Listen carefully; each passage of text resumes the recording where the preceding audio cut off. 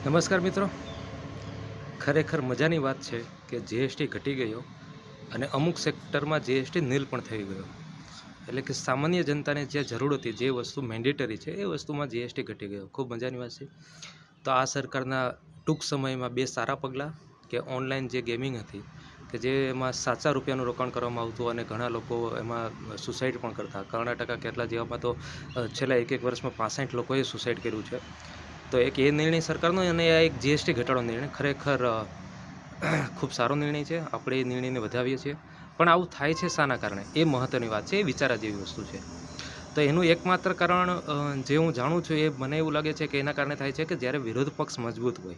તો એ પ્રશ્ન એ છે કે આપણે સામાન્ય જનતામાં શું કરી શકીએ કે જેથી કરીને સરકાર હજી પણ આવા પગલાં લે. કારણ કે કોંગ્રેસ સરકારે પણ ઘણા રાજ્યોમાં જે ખેડૂતો ઉપરનું દેવું હતું એ માફ કરી દીધું છે.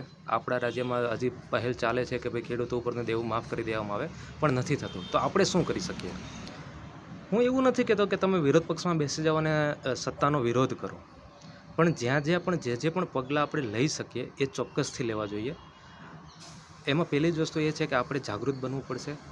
સરકારોની હજારો યોજનાઓ છે અને નવી યોજનાઓ લોન્ચ કરતી રહી છે, કરોડો રૂપિયાનો બજેટો ફાળવે છે, પણ એ રૂપિયા જાય છે ક્યાં? એ ફાયદો મળે છે ક્યાં?